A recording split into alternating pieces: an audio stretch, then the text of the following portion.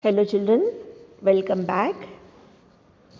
Let us just quickly revise what we have learned in the story till now. The travelers, they had crossed the first ditch. The lion jumped from one side to the other and he took all of them turn by turn. So they had just traveled for a while and they could hear frightening noises, and the noises came from the monstrous beast Kalidas. Those were such that their bodies were of bear and the head of tiger, and they had travelled for a while and then they came across a big gulf or a very big ditch, and it was so broad that it was not possible for the lion to leap across it. The scarecrow again gave a very intelligent idea that there was a tall tree standing at the edge at one side of the ditch. So scarecrow gave an idea that Tin Woodman should chop down the tree so that the tree will fall down. It will fall to the other side, making a bridge. So it was quickly done by the Tin Woodman. He quickly chopped the tree, and the lion with all his strength pushed the tree, and the tree fell with its top branches on the other side. Just when they were crossing the strange bridge, they saw that two great beasts were running towards them. They were the Kalidas.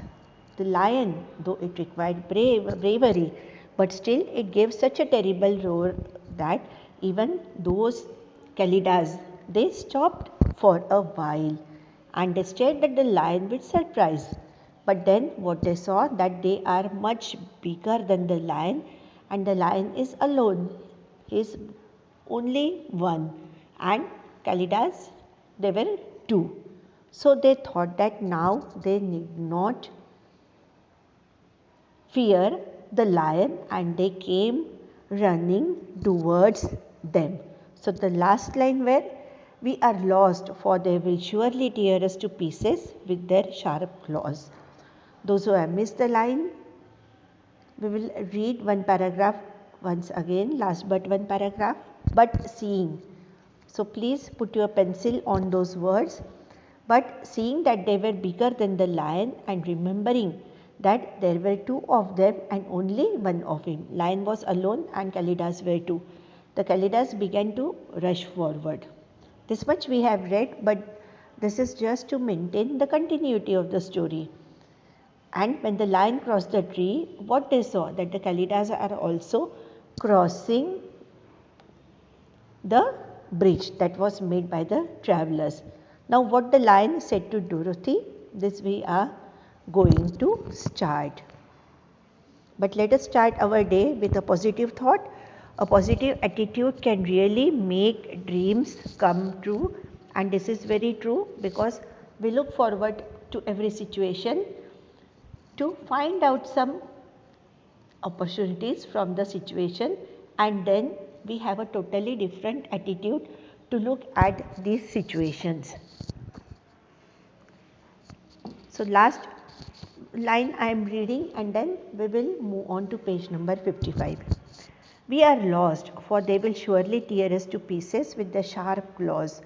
But stand close behind me, and I will fight them as long as I am alive. So these were the words of the lion who required bravery, courage. He promised to Dorothy that as long as I am alive, I will try to protect you. Now please come to page number 55, put your pencil on the first words, wait a minute, called the scarecrow. He had been thinking what was best to be done, and now he asked the woodman to chop down the end of the tree that rested on their side of the ditch. Again, a master plan coming from the one who required brain, that is the scarecrow. He said that chop down the tree on their side, because the tree had made a bridge. It was connecting both the sides, so you can go to and fro. But then the scarecrow told the woodman to chop down the tree on their side.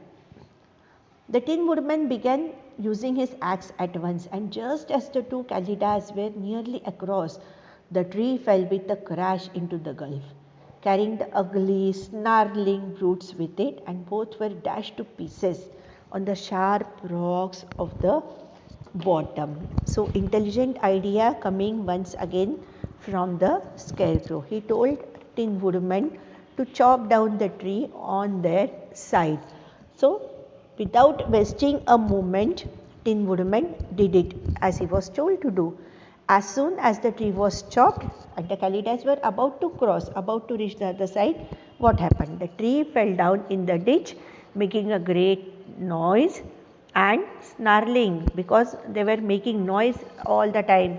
You must have seen the animals when they are angry, they are growling with their teeth clutched tightly, they make that snarling voice, and brutes are ferocious animals. So, those ferocious animals who were making the noise because they wanted to attack the travelers, those animals along with the tree fell down into the gulf, and the gulf was very steep, it was very deep also. So the tree fell down with a crash, and the animals, they were just broken into pieces. As you drop down the chalk, it breaks into pieces. Such the thing happened to the animals. They were killed and they were broken into pieces because the stones over there were very sharp. Very sharp.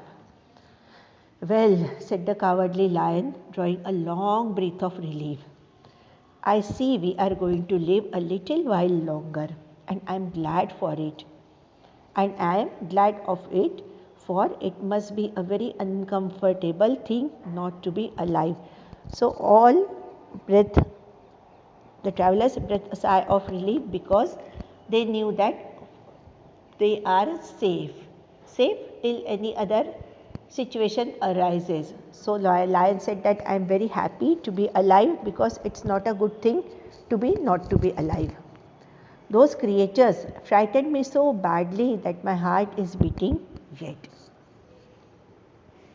Ah, said the tin woodman softly, I wish I had a heart to beat. So lion said that whenever we run a fast or whenever we are feeling afraid of anything, our heart starts to beat a little more faster and we can feel the heartbeats.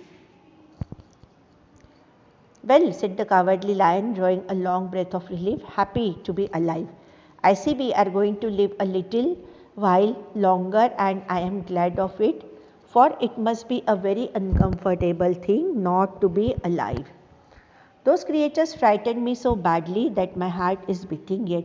As soon as lion mentioned heart, Tin Woodman said that he was very sad because he wanted a heart, he did not have any heart. The last paragraph. This adventure made the travelers more anxious than ever to get out of the forest, and they walked so fast that Dorothy became tired and had to ride on the lion's back. Now they just wanted to cross the forest and they wanted to get out of the forest as soon as possible. So they increased their pace of walking. They walked so fast that Dorothy, she was a small girl, so she became tired and she had to sit on the lion's back for a while. To their great joy, the trees became thinner, and I'll read this line again. To their great joy, the trees became thinner the farther they advanced. And in the afternoon, they suddenly came upon a broad river flowing swiftly just before them. Now the trees has become thinner, so it was a sign that forest is about to end. Earlier it was, the trees had grown very closely together and the growth was so dense that the forest had become very dark and gloomy.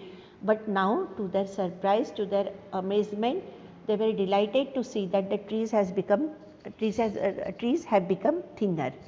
And in the afternoon, they saw a broad river which was flowing swiftly just before them. On the other side of the water, now they just need to cross the river and go to the other side. They could see the road of yellow brick running through a beautiful country with green meadows dotted with bright flowers, and all the road bordered with trees hanging full of delicious fruits. They were greatly pleased to see this delightful country before them. So finally, the forest had ended, and just before them they saw a broad river running swiftly. So they just need to cross the river, and they could see the road of yellow brick, because they were supposed to walk on the road of yellow brick. They had been following the road of yellow brick, and they could see again the road of yellow brick, which was leading them to a beautiful country. The roads were all bright, and the country appeared to be very beautiful. Green meadows dotted with bright flowers, all trees, and the roads bordered with trees. On either side of the road there were trees and hanging full of delicious fruits. So they were very happy to see the delighted country, and finally it indicates that finally they had arrived to the emerald city of the Oz. So now the journey was about to end, and they were just about to reach the city where the Wizard of Oz resided. So the story ends here. I would suggest you to read it again and again, because in the next week we will be starting with the revision, and I hope all are preparing well for the exam. Please read the syllabus and start preparing well. Every day try to read and try to revise one topic each day. So this is all for today. We end here. Let us meet in the next session. Till then, stay safe, stay indoors. Thank you.